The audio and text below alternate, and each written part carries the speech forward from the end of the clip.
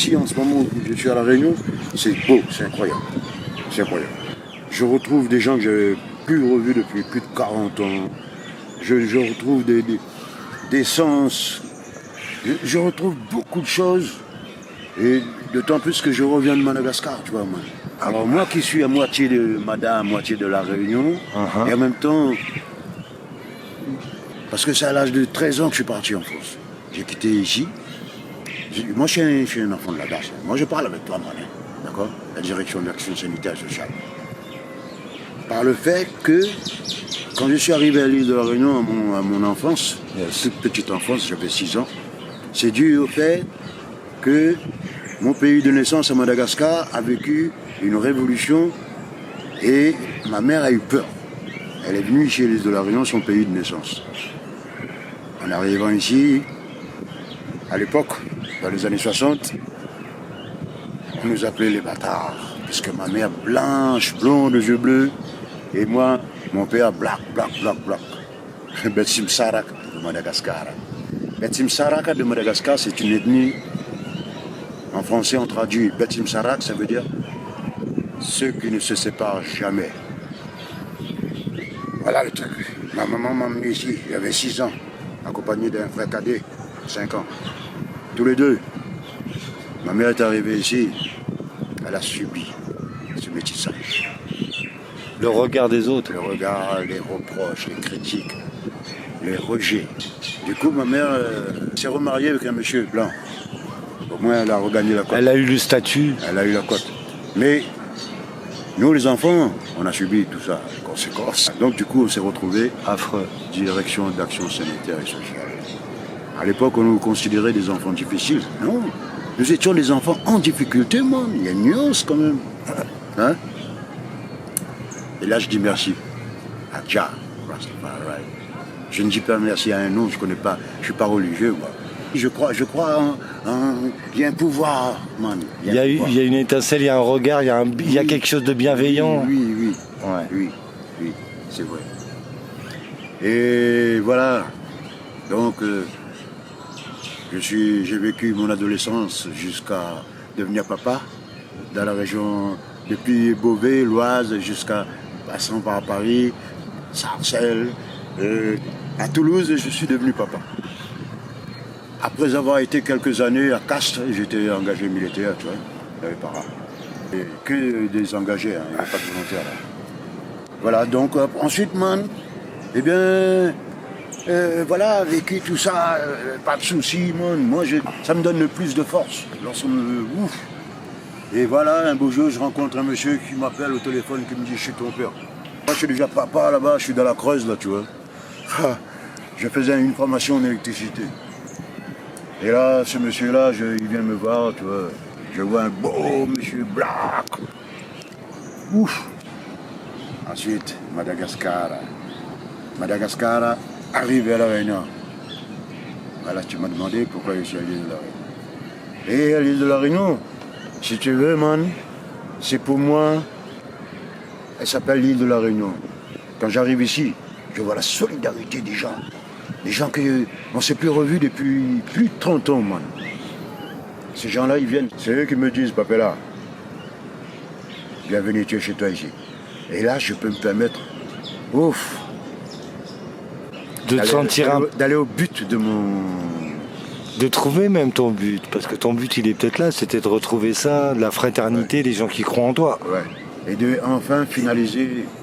Ton envie, parce que ton envie, c'est de faire un album. C'est plus que l'envie, ça.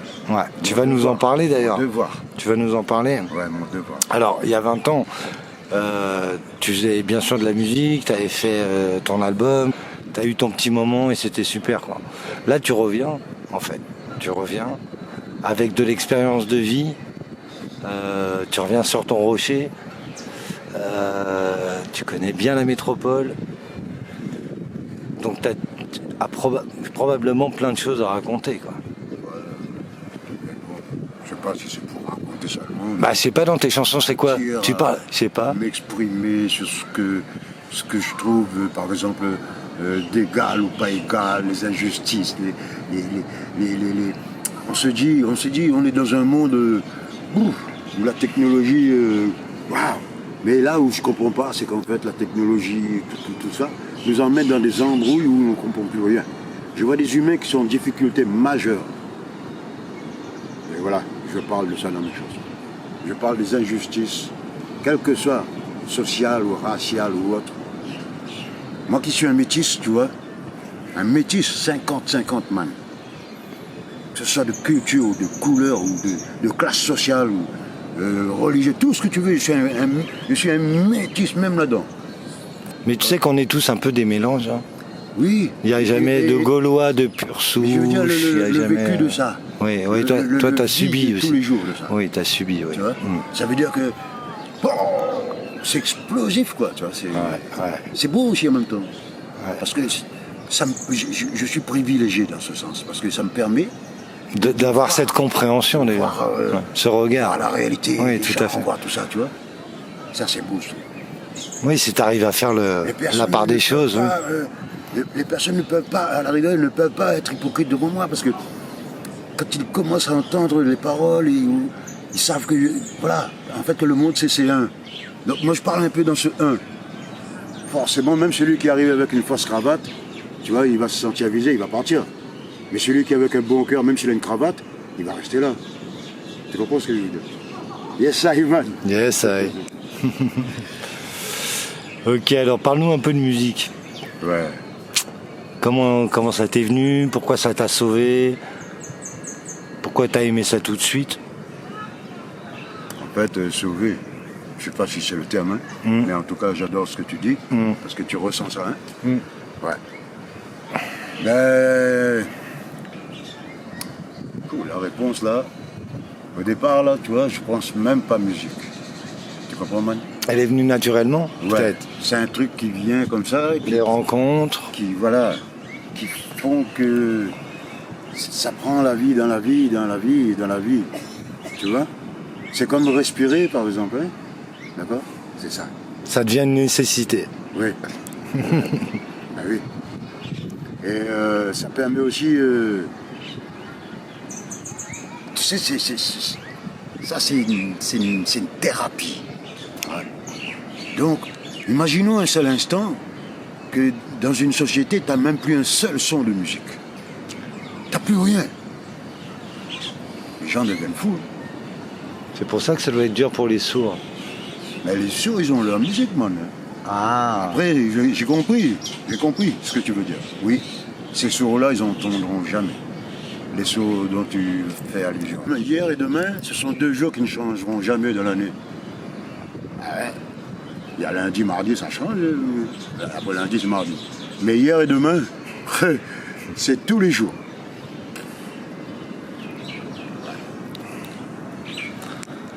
Je vais revenir sur un petit truc. La musique. Ouais, on n'était pas... Ouais, on est... Alors, sur la musique, le reggae... Alors, pourquoi le reggae, déjà? Non, c'est important. Pour les gens qui ne te connaissent pas. Important. Alors, pourquoi le reggae, ouais. Ouais. Donc, man, j'ai été dans des grands concerts. Hein? C'est pour ça aussi que je suis heureux d'avoir vécu grâce là où je suis arrivé quand j'avais 13 ans, 14 ans. Tu vois, j'ai évolué là-bas, en France, et j'ai pu profiter de plein de choses. Ouais, okay. J'ai vu des concerts et des concerts et des concerts. Que ce soit en hard rock, en rock, en blues. Tous les concerts, je suis allé voir. Et donc déjà, tu t'es dit, ça me plaît, ça. Et je vivais dedans. C'est ça qui me faisait vivre. Donc, tout ça, ça semble chez moi. C'est rentré dans moi. Et maintenant, reggae, c'est ma façon de respirer, tu vois.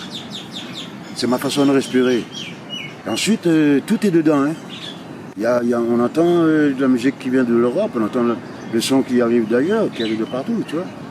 Donc, reggae, ok. Mais, il y a dans le sang, dans le veine, il y a tout. C'est pour ça que j'appelle Dub Gedai, mon reggae à moi. Ouais. J'appelle reggae Dub Gedai. Dub Gedai, justement, c'est ce mélange un peu d'inspiration de plein de reggae, qu'ils soient caraïbes, qu'ils soient jamaïcains, ou qu'ils soient de la Réunion, ou même du fin fond de la France, hein, quelque part. Oui, mon. Oui. Ah oui. Espagne aussi. Espagne, ils aiment ça, hein. Ouais. Alors ce retour, t'as déjà une formation, tu connais déjà un peu de monde, c'est sûr. Il manque plus qu'à répéter et puis envoyer le truc, quoi. Ouais. Vous serez combien? C'est quoi l'idée? C'est une petite formation? 4, 5? Minimum 5 personnes. Enfin, je veux dire, maximum 5 personnes. D'accord. Après, tout dépendra. Après, il y aura certainement, je vais additionner parce que moi j'adore les instruments en vent. Bah, il faut des cuivres, hein. J'adore ça. Notamment, je connais quelqu'un, je suis à la recherche de cette personne. Je l'adore. Il m'a accompagné ici à La Réunion en 2000, à peu près en 2000. C'est un flûtiste, il s'appelle Rosenberg. J'ai oublié son nom, c'est Stéphane ou un truc comme ça, Rosenberg. Et il m'a accompagné là à Saint-Paul, tu vois, à Expobat de Saint-Paul. Super man, j'ai passé un moment. Il est arrivé à m'amener un extase. Ouais. Et d'ailleurs, à emmener tout le monde qui nous regardait. Et mes musiciens aussi. Hein. Et il m'a dit, ensuite, après on ne s'est plus revus parce qu'on se déplace, nous. Et il m'a dit, Papella, le jour, quand tu veux, au moment où tu veux, quel que soit l'endroit, contacte-moi. Et là, je suis en train de le rechercher. Parce que moi, avec mes voyages et tout, j'ai perdu les coordonnées. Ouais, je vais essayer de regarder de mon côté. Ouais. Ah oui, il est super. Il est excellent. Ok. Bon, une petite dernière question avant que je prenne des photos. On a parlé musique, alors... Tu as dit un truc très chouette tout à l'heure. C'est le bien-être. De toute façon, que tu fasses quelque chose ou pas, tu te sens bien là, quoi. Ouais. T'as commencé avec ça. Et j'ai envie de finir avec ça. Ouais. Tu vois.